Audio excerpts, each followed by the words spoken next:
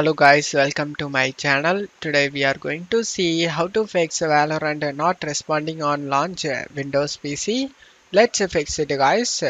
You just need to right click on the taskbar and select task manager.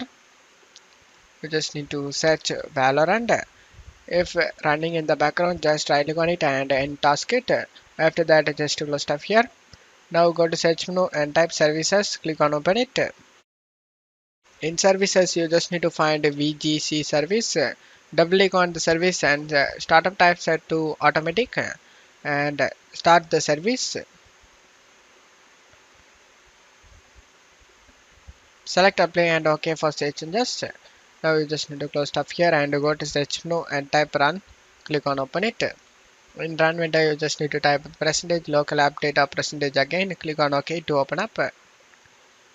Double click on the Valorant folder, saved folder, config folder.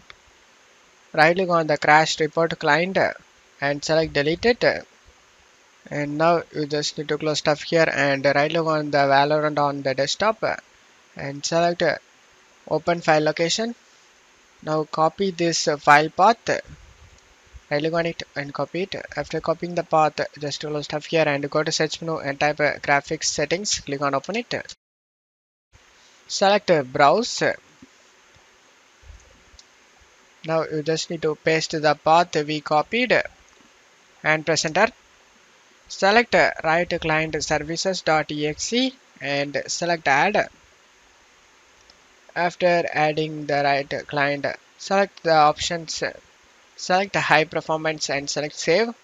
And now you just need to close stuff here and restart your PC. After restarting your PC, you can play the Valorant without having any problem. And that's it for today's video guys. Give me a like and subscribe. Thank you.